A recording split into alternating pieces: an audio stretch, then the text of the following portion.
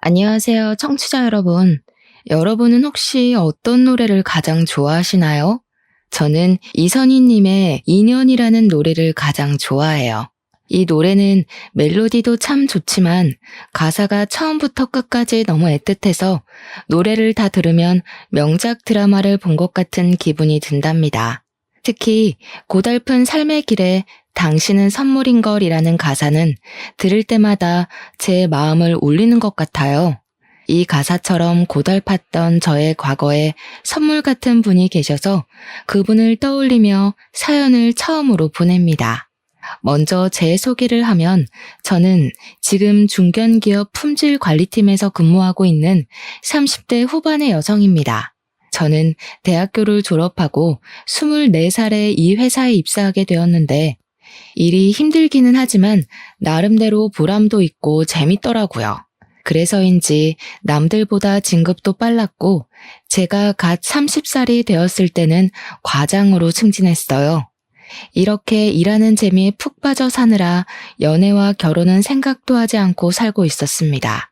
제가 가장이 되고 나서 얼마 후 회사의 신입 남자 직원 김인철이라는 분이 새로 들어왔어요. 인철 씨는 성격이 꽤 밝았고 주위 분위기를 밝게 만들어 다른 사람들을 웃게 하는 사람이었습니다. 게다가 일하는 눈치도 빨라서 하나를 가르쳐주면 열을 해내는 사람이었죠. 저는 인철 씨에게 일을 알려주며 친해지게 되었고 점점 회사 일뿐만 아니라 개인적인 일들도 공유하는 사이가 되었습니다.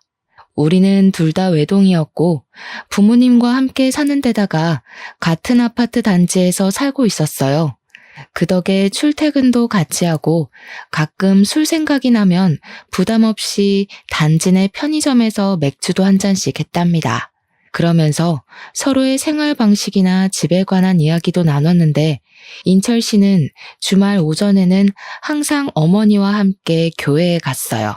어머니는 독실한 교회 신자이지만 크게 강요를 하시지는 않는다고 했고 인철 씨는 어린 친구들과 놀기 위해 교회에 다녔는데 어찌어찌 하다 보니 지금까지 교회에 다니게 되었다고 했습니다. 그러면서 자신이 매주 교회에 가긴 하지만 딱히 믿음이 있는 것은 아니라고 했어요.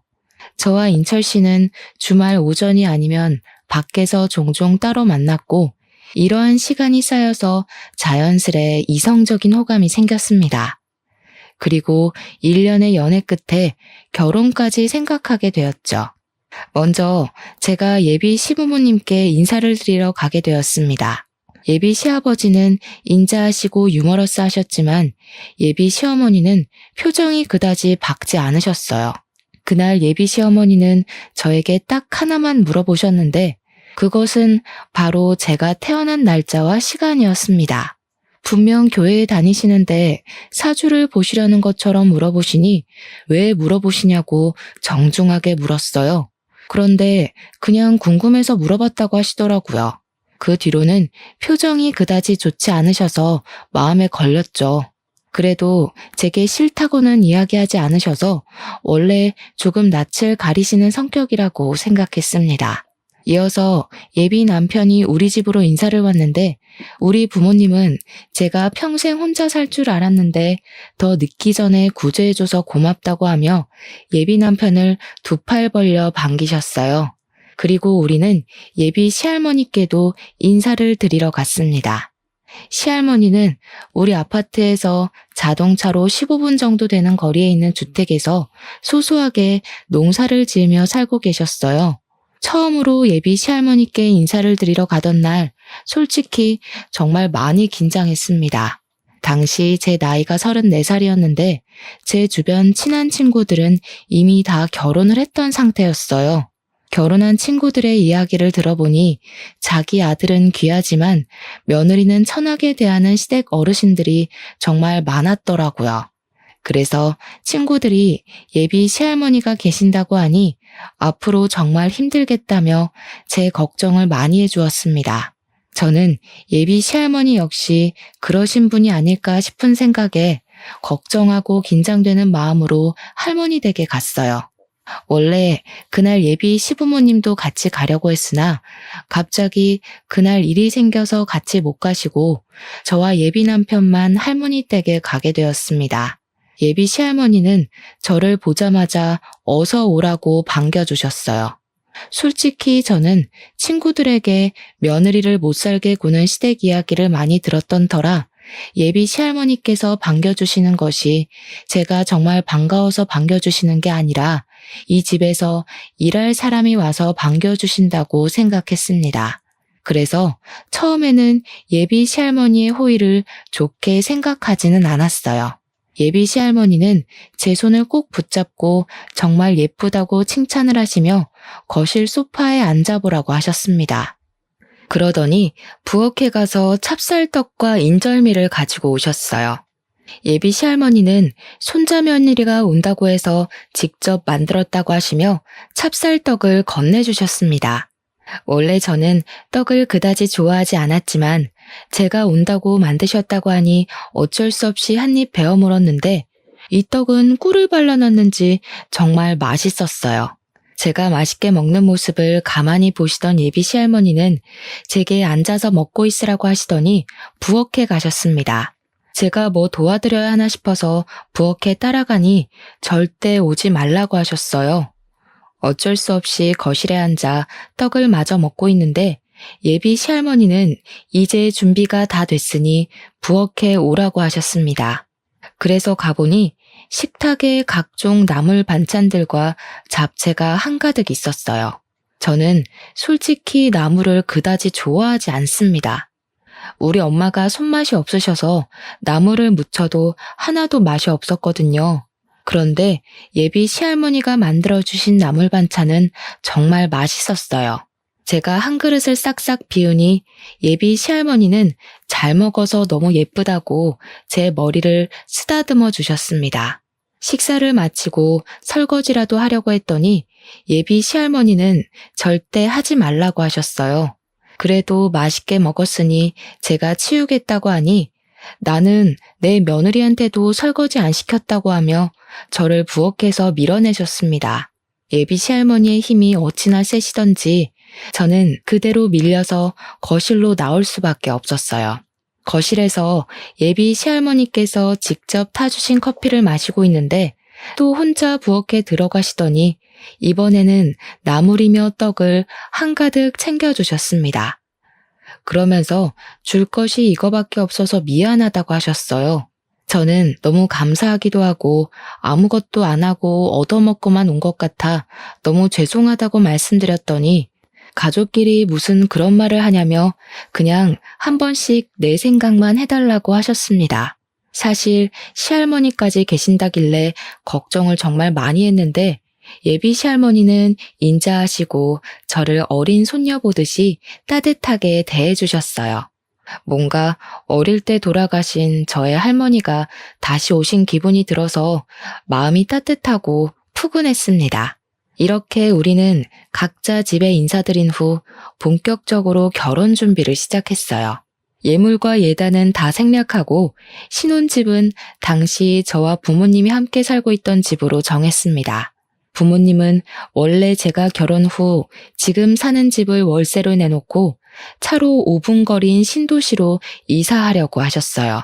그런데 친정 부모님이 남에게 월세를 주느니 딸의 신혼집으로 주는 게 낫겠다며 사시던 집 명의를 제 명의로 돌리고 그곳을 우리 신혼집으로 마련해 주셨습니다. 이런 상황이다 보니 저는 시댁과 같은 아파트 단지에 살게 되었어요. 친구들은 저의 이런 상황을 듣고는 자고로 친정은 가깝고 시댁은 멀어야 좋고 게다가 시할머니까지 계신다고 하니 결혼 생활이 쉽지 않겠다고 했습니다. 하지만 첫 인사를 드리러 갔을 때 예비 시아버지는 정말 인자하시고 좋으셨고 예비 시어머니는 딱히 저를 완전히 반기시지는 않았지만 그래도 말이 많으신 분은 아닌 것 같기에 괜찮을 것 같았어요. 게다가 예비 시할머니는 한 번 뵙기는 했지만 정말 좋아 보이셨기에 큰 문제가 없을 것으로 생각했습니다. 그 뒤로 우리는 문제없이 결혼 준비를 하고 결혼식 신혼여행까지 성황리에 마쳤어요. 그리고 결혼 후 시댁에 처음으로 가게 되었습니다. 시댁에 갔는데 시아버지는 아직 회사에서 퇴근하시기 전이셨고 시할머니는 시댁으로 오고 계시는 중이라 시어머니만 계셨어요. 신혼여행은 잘 다녀왔니? 너는 이제 이 집의 며느리가 되었으니 얼른 아들부터 낳아야 한다. 아들을 낳아서 양반집 김씨의 대를 이어야지. 안 그러니? 자녀 계획도 중요하지만 사실 저는 회사 일 때문에 당장은 아이를 가질 생각이 없어요. 자녀는 저와 남편이 회사 일이랑 잘 생각해서 천천히 가지도록 하겠습니다. 이게 아주 큰일 날 소리를 하는구나. 빨리 아들을 가져야지. 안 되겠다. 빨리 아들이 생기도록 기도라도 해야겠어.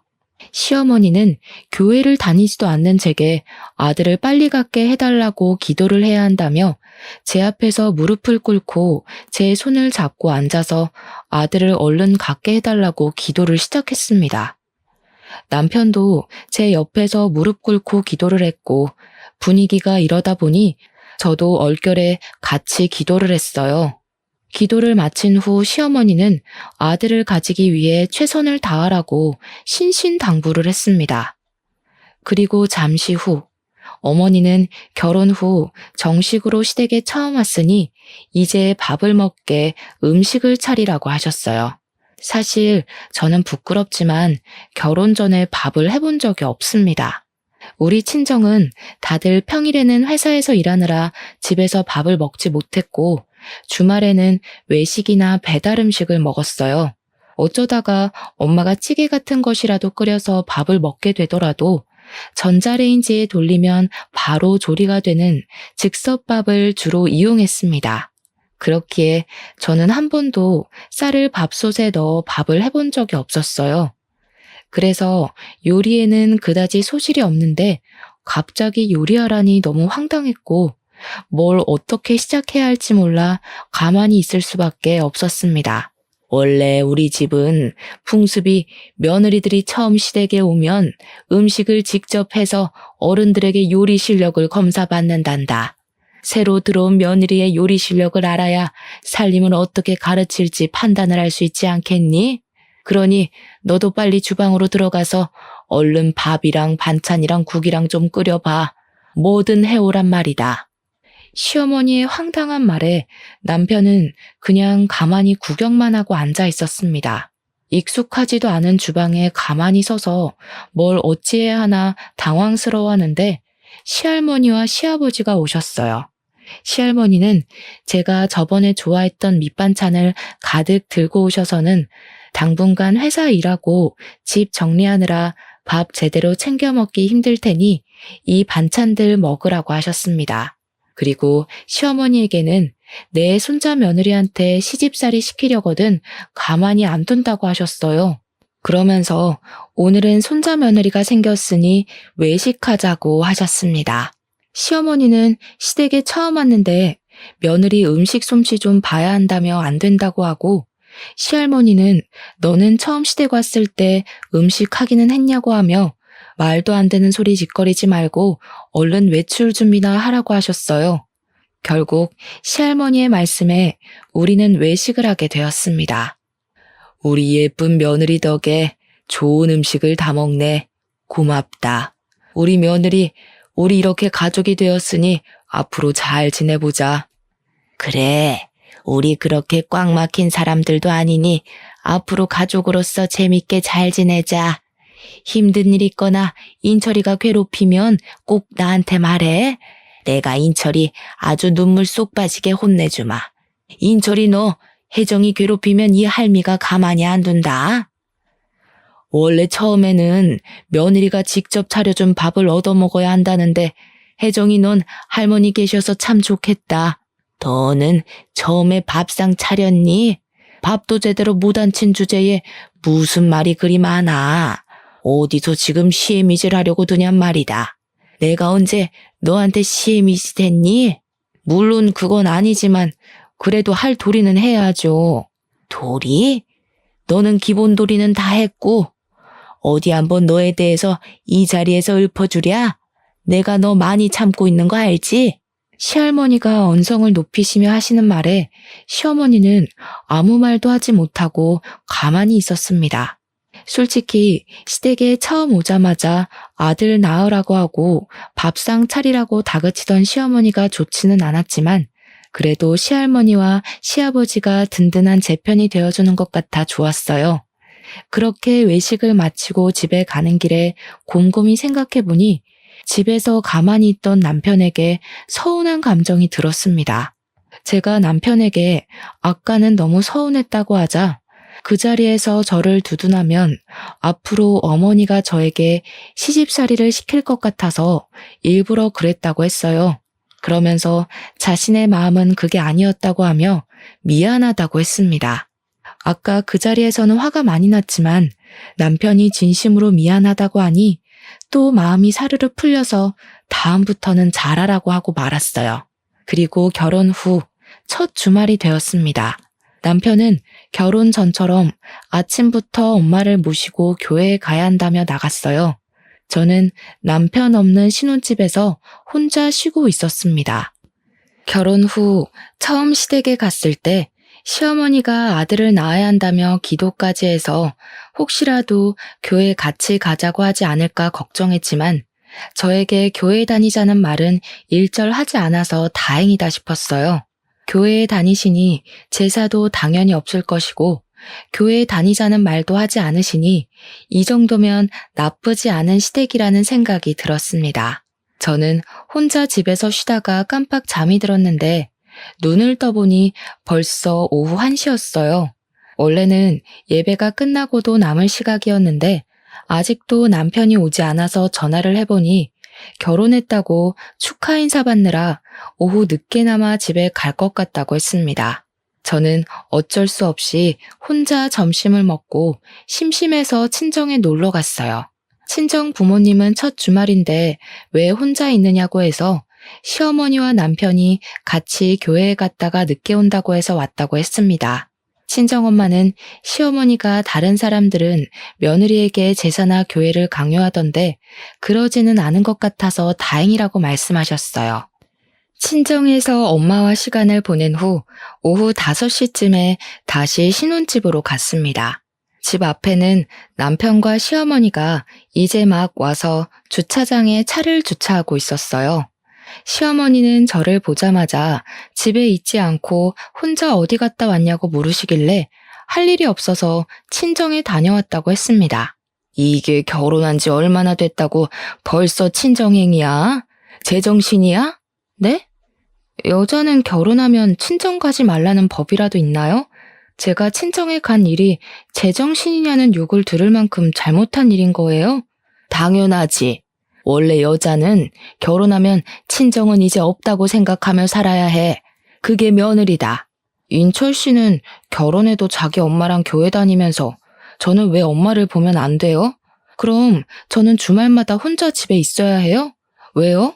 남자랑 여자랑 같니? 그게 남자와 여자의 차이야. 그리고 네 하늘 같은 남편한테 인철 씨가 뭐니 인철 씨가. 감히 너 입에서 남편 이름을 올려? 안 되겠다. 아무래도 며느리 교육 좀 해야겠어. 내일부터 매일 아침 너희 집에 갈 테니 그리 알아라.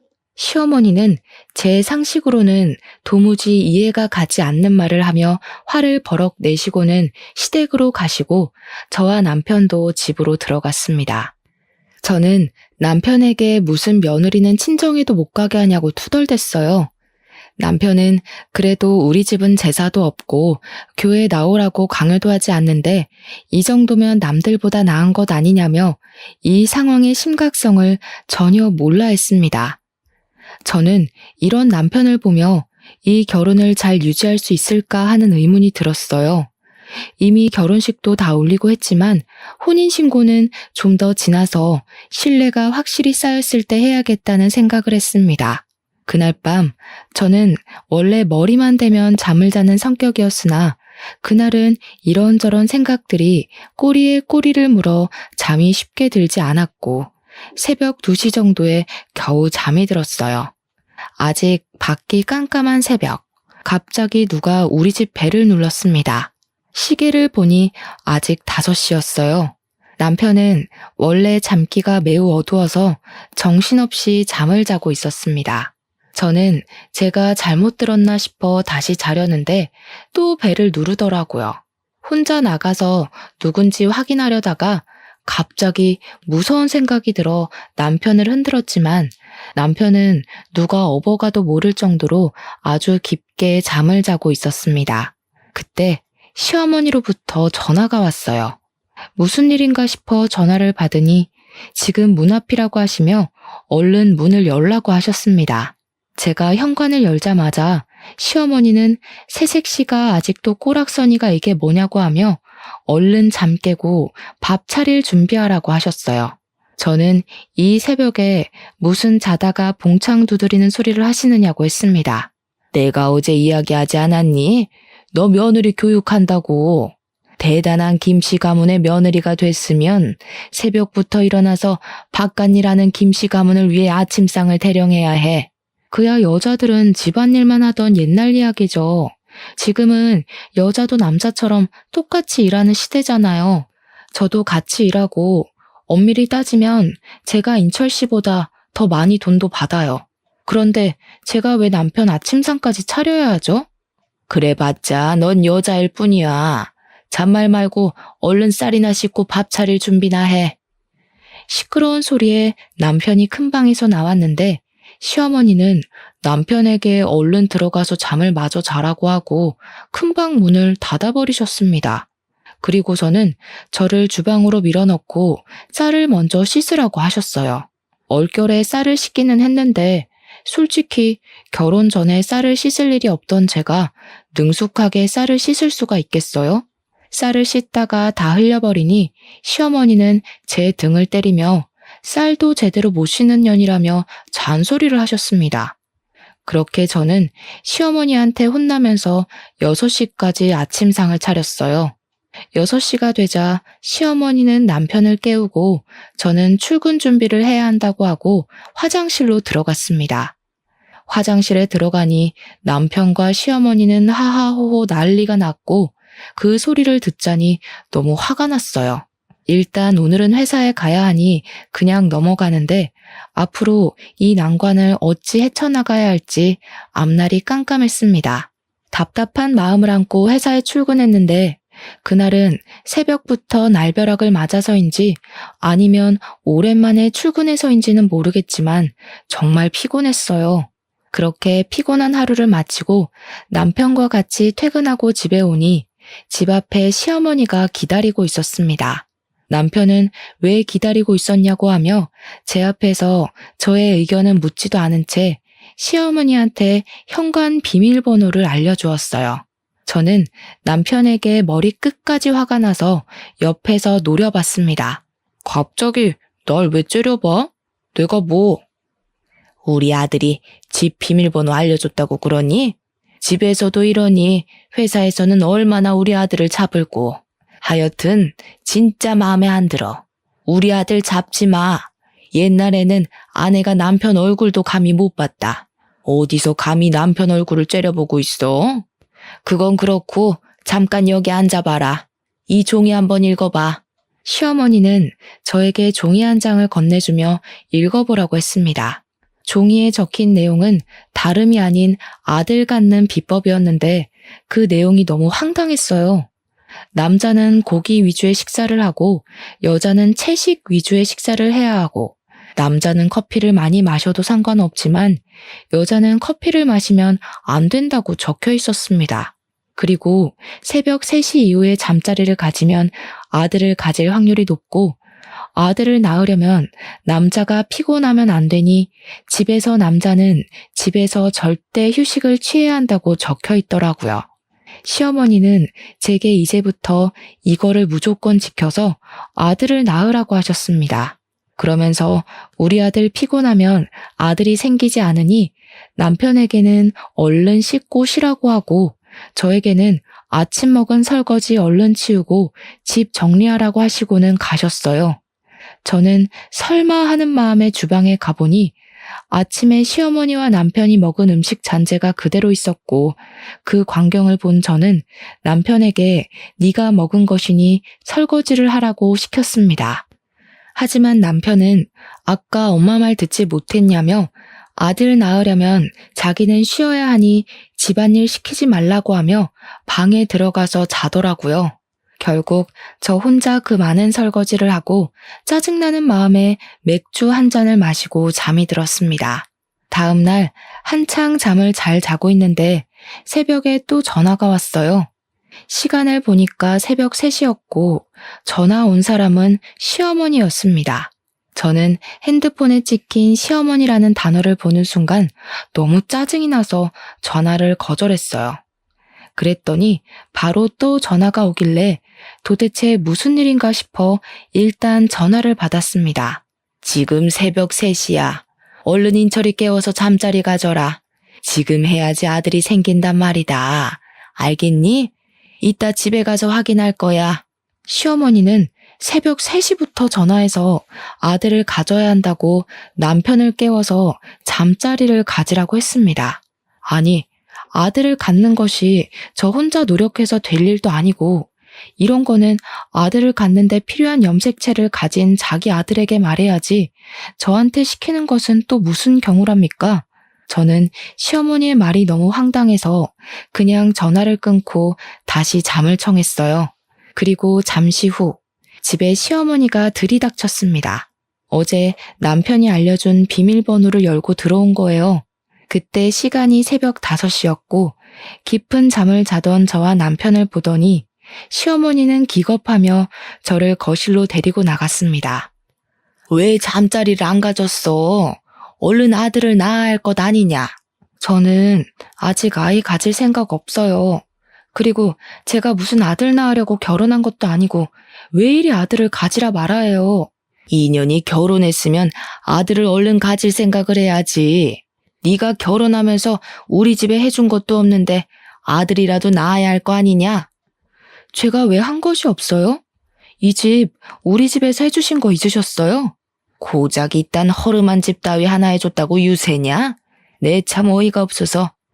네가 솔직히 얼굴이 이쁘기라냐 집이 재벌집이기라냐.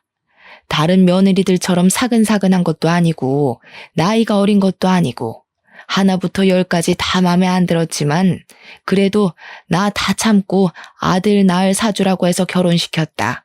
그럼 빨리 네가 아들을 낳아야 할 것 아니냐? 네? 아들 낳을 사주요? 그건 무슨 소리예요? 어머니 교회 다니시는데 사주 같은 거 믿어도 돼요?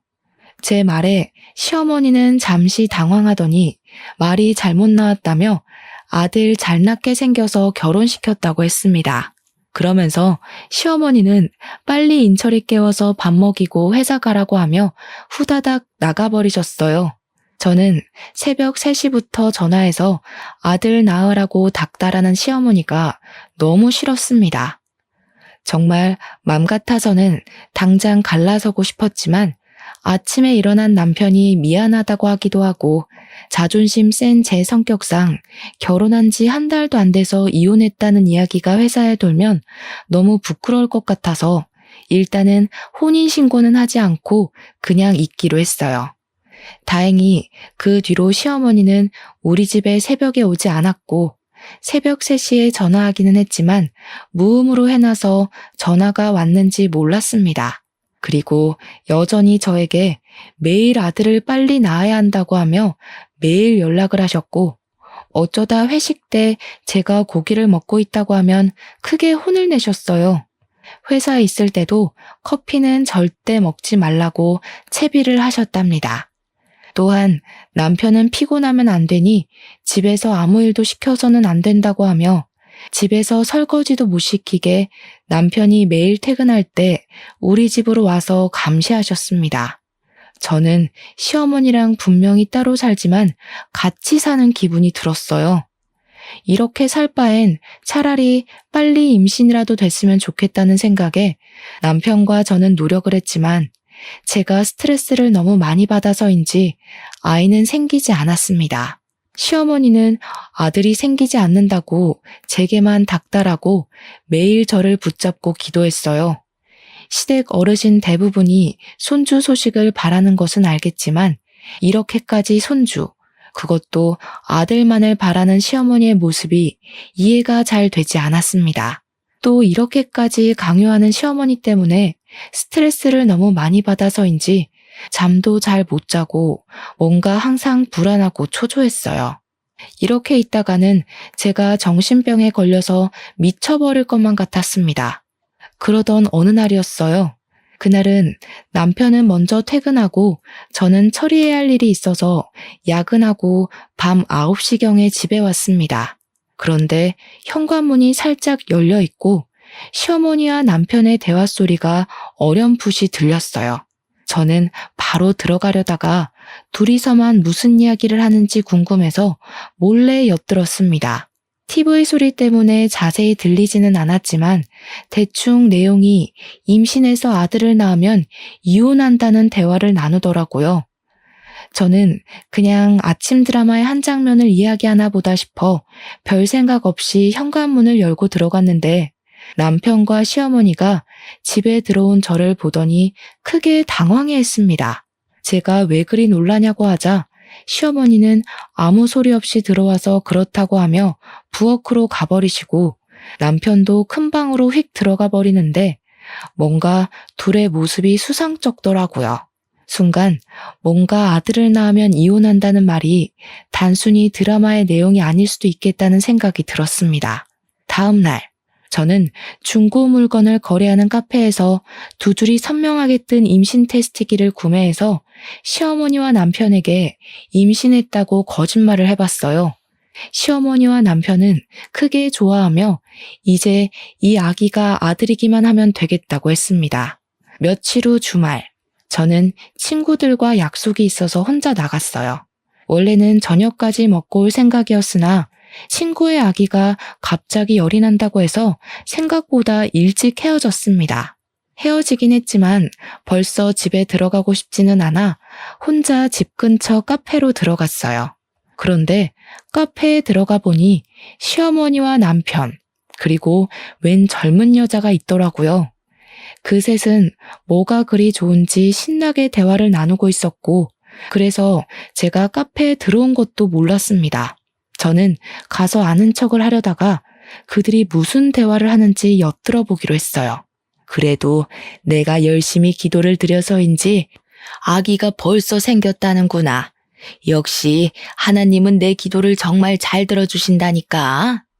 그러게, 엄마가 새벽부터 일어나서 기도하더니 결국 이루어졌잖아.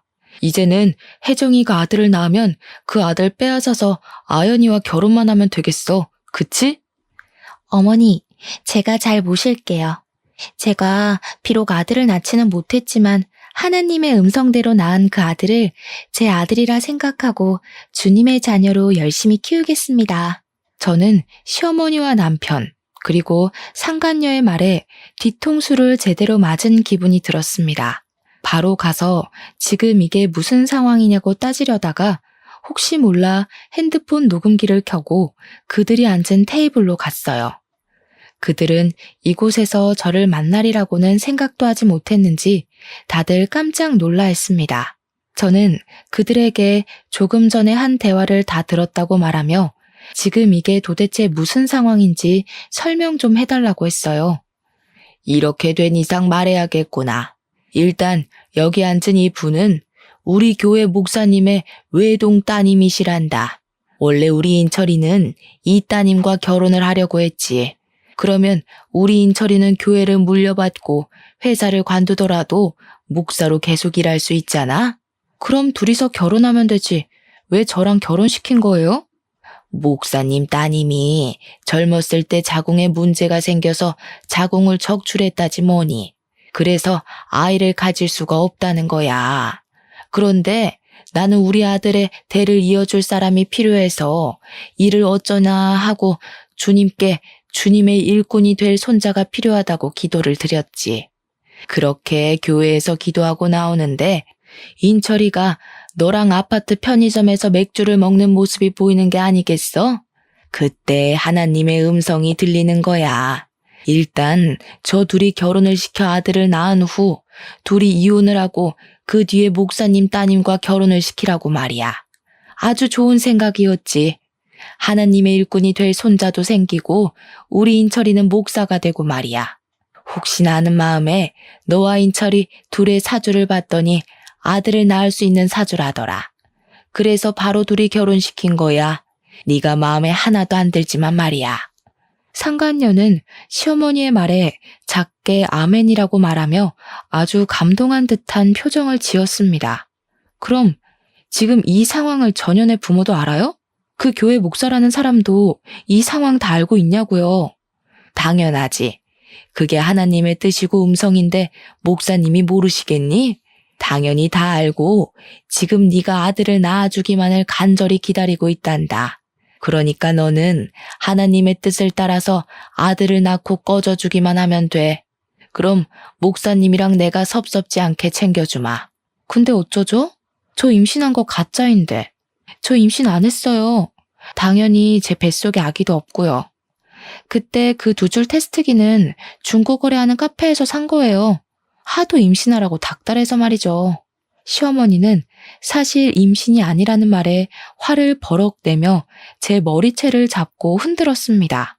지금 머리채를 잡아야 할 사람이 누군데 자기가 머리채를 잡으니 너무 화가 나서 심장이 터져나올 것만 같았어요. 당연히 남편과 이혼을 할 것이지만 이대로 이혼하기에는 뭔가 억울했습니다. 이들을 완전 갈기갈기 찢어놓고 이혼하고 싶었어요. 저는 일단 카페에서 사람들이 다들 보고 있어서 카페에서 나와서 집으로 갔습니다. 그리고 시할머니와 시아버지에게 제가 녹음한 파일을 보냈어요. 제가 녹음한 파일을 들은 시할머니와 시아버지는 한달음에 우리 집에 오셔서 이게 다 사실이냐고 하셨습니다. 저는 방금 카페에서 있던 일이고 제가 들은 이야기를 하나도 빠짐없이 말씀드렸어요. 잠시 후 시어머니와 남편이 화가 잔뜩 난 표정으로 집에 들어왔고 시할머니는 현관에서 신발을 벗고 있는 시어머니의 뒤통수를 세게 갈기셨습니다. 이 썩으려나. 네가 믿는 하나님이라는 작자는 불륜을 저지르라고 가르치디에 정신 나간 년. 하긴 니녀는 젊을 때부터 아주 싹수가 노래가지고 정신 나간 짓만 골라서 했지. 그래도 술집에서 자란 니년 불쌍해서 걷어줬더니 이제 교회에 빠져서 그딴 짓이나 하고 앉았냐? 썩 꺼져. 너 당장 내 눈앞에서 꺼져. 이혼해 둘이. 네, 저도 더는 참지 못하겠네요.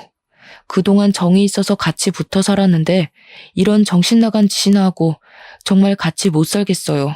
저 혼자 늙어 죽는 한이 있어도 이제 이 사람 같이 데리고 못 삽니다. 당장 나가. 이제 당신과 나 끝이야. 아버지, 진짜 엄마랑 이혼할 거예요? 그래도 같이 산 정이 있는데 어떻게 그래요? 할머니, 아버지 좀 말려봐요. 이 새끼가 아직도 정신을 못 차렸나? 너 어릴 때는 피덩이인 네가 우리 아들의 진짜 자식인 줄 알고 거뒀고 커서는 그래도 너를 키운 정이 있어서 같이 키웠어. 나 네가 우리 집 자식이 아니더라도 그래도 내 손주라 생각하고 키웠다. 그런데 역시 피는 못 속이지. 피는 못 속여. 지 어미 닮아서 싹수가 노란 짓만 하고 다니는 꼴을 보니 더는 너 내 자식으로도 못 두겠다. 너도 네 어미랑 같이 나가. 나가서 너네 잘난 하나님한테 기도나 하며 살란 말이다. 시할머니와 시아버지는 집에 들어오려던 시어머니와 남편을 내쫓았습니다. 그리고 제게는 놀라지 말고 들으라며 젊은 시절 이야기를 해주셨어요. 시아버지는 젊을 때 다른 분과 결혼을 하셨었고 그분이 몸이 약하셔서 아기는 없었다고 해요. 젊은 시절의 시아버지는 외모도 잘생기셨고 말도 잘했고 땅도 꽤 있었고 재산도 넉넉하게 있었습니다. 시아버지는 그때 회사 생활을 하며 자주 가던 술집이 있어요. 그 술집은 지금 시어머니의 친정엄마가 운영하던 술집이었는데 외모도 잘생기고 돈도 꽤 있는 젊은 시아버지를 평소에 눈여겨보던 시어머니의 친정엄마가 시아버지를 술을 잔뜩 먹여 취하게 만든 후 자신의 딸을 술집 뒷방에 시아버지와 같이 넣어버린 거죠. 그날 술김에 사고를 친 거고요. 그리고 며칠 뒤 시어머니는 시아버지의 아이를 가졌다며 찾아왔고, 시아버지와 원래 결혼하셨던 분은 충격에 쓰러지셨고, 그 뒤로 시름시름 앓다가 돌아가셨대요. 시어머니는 아들을 낳아 시할머니를 찾아가서 시아버지의 아이니 이 집의 며느리로 받아달라고 했습니다. 시할머니는 처음에는 받아주지 않으려고 했지만 아들이기도 하고 이 아들이 시아버지의 핏줄이라는 생각에 어쩔 수 없이 받아줬어요. 이 아들이 바로 지금 제 남편이었습니다. 시아버지는 시어머니에 대한 정은 하나도 없었지만 남편은 핏줄이라는 생각에 금이야 오기야 키웠다고 해요. 그러다가 남편이 6살쯤에 병원에서 우연히 혈액형 검사를 하게 되었습니다. 시부모님 둘 다 A형이라서 당연히 남편은 A형이거나 O형이 나와야 하는데 B형이 나왔어요. 뭔가 이상한 시아버지는 유전자 검사를 하려 했으나 시어머니가 안 된다고 말렸다고 합니다. 하지만 시아버지는 몰래 유전자 검사를 했는데 검사 결과 남편이 친아들이 아니라고 나왔어요. 집안이 뒤집히고 이혼하려 했으나 고작 6살밖에 되지 않은 어린 남편이 불쌍하기도 했고 그동안 기른 정 때문에 그냥 눈 감고 살게 되었습니다. 그렇게 시어머니는 거짓말로 결혼했지만 그래도 시할머니는 시어머니에게 시집살이 한번 시킨 적 없었다고 해요. 어린 나이부터 술집 하시던 엄마 밑에서 자란 아이가 제대로 살았겠냐면서 진심으로 시어머니를 딸처럼 생각했다고 합니다. 시아버지 역시 시어머니에게 여자로서의 정을 느끼지 못해 사근사근하게 대하지는 못했지만 그래도 집안일 다 도와줘가며 살았다고 해요. 이 이야기를 들으니 저는 너무 기가 막혔습니다. 시어머니는 시할머니에게 그렇게 사랑을 받고 지금까지 왔으면서 저에게는 온갖 시집살이를 다 시키려 했잖아요. 그리고 남편도 그런 엄마를 말리지는 못할 망정 옆에서 더 부채질했다는 것이 정말 화가 났습니다. 저는 이 모든 사실을 안 후 남편과 이혼해야겠다고 했어요. 두 분은 미리 말해줬어야 했는데 굳이 말할 필요성이 있을까 싶어서 안 했다며 미안하다고 제게 사과를 하셨습니다. 그렇게 시할머니와 시아버지가 가셨고 남편은 그날 저녁 집에 끝내 오지 않았어요.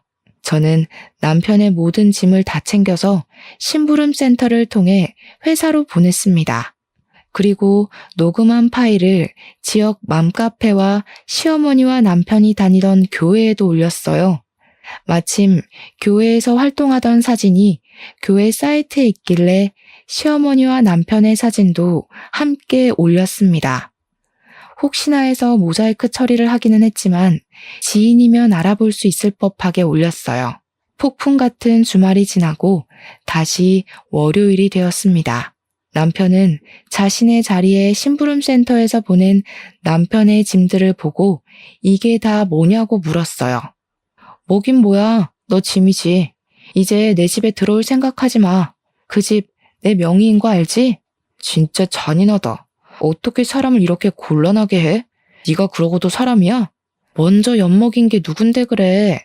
애초에 나한테 마음도 없었으면서 너 아들 낳아줄 여자 필요해서 나랑 결혼하고 나서도 목사 딸년 만나고 다니는 게 곤란하게 한 거 아니면 뭐니? 너야말로 네가 그러고도 사람이야? 내 말에 회사 사람들은 수군대기 시작했고 남편은 쪽팔린 지 회사를 나가버렸어요. 그날 오후 회사에서 결혼한 여직원들이 제가 맘카페에 올린 사진과 녹음 파일을 보여주었습니다. 그 밑에 댓글을 보니 시어머니가 교회 생활을 아주 열심히 해서인지 어느 교회 다니는지 다 나와 있었고 교회 목사 딸인 상간녀의 얼굴과 신상까지 다 나왔어요. 소문은 그 뒤로 일파만파 퍼졌고 교회는 결국 교인 수가 줄고 목사는 욕먹고 문을 닫았습니다. 그리고 시어머니는 시부에게 이혼당하고 남편은 제 집에서 쫓겨나고 회사에서도 쫓겨나다시피 나갔어요. 당장 오갈 데가 없어진 시어머니와 남편은 교회로 들어가 살려고 했는데 교회에서도 교회 이름에 먹칠을 했다며 쫓아냈다고 합니다. 결국 그 둘은 여간빵을 전전하며 거지꼴로 산다고 해요. 이렇게 된 후 전 시할머니한테 전화가 왔습니다. 전 시할머니는 이렇게 연이 끊겼지만 진짜 손녀딸이 생긴 것 같아서 너무 좋았다고 하며 다시 한번 진심으로 미안하다고 하셨어요. 저는 전 시할머니께 그런 말씀 하시지 마시라고 하며 저도 할머니가 생긴 것 같아서 너무 좋았고 종종 찾아뵙겠다고 했습니다. 그리고 다음날 전 시할머니 핸드폰으로 문자가 하나 왔어요. 전 시할머니가 밤에 돌아가셨다는 것입니다. 무슨 일인가 해서 바로 장례식장으로 달려갔더니 그곳에는 전 시아버지가 망연자실한 표정으로 앉아 계셨어요.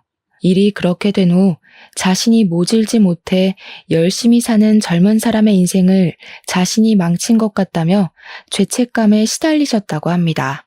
그러면서 몸이 급속도로 안 좋아지셨고 결국 일이 되었다고 하셨어요. 그 이야기를 듣는데 너무 마음이 안타까워서 미칠 것 같았습니다. 저는 회사에 휴가를 내고 전 시할머니의 마지막 가는 길을 지켰어요. 비록 이 생에서의 만남은 너무 짧았지만 저에게는 마음이 너무 따뜻한 분이셨습니다. 저의 첫 번째 결혼이 고달프고 지옥 같았지만 그래도 선물 같은 할머니가 계셔서 다행이라는 생각이 들어요. 이렇게 저는 결혼을 하기는 했지만 1년도 살지 못하고 이혼했습니다. 그나마 다행인 것은 혼인신고를 하지 않아서 재산 분할이고 뭐고 필요 없이 위자료 받고 아주 쉽게 헤어질 수가 있었어요. 그리고 지금은 일단 일을 열심히 하며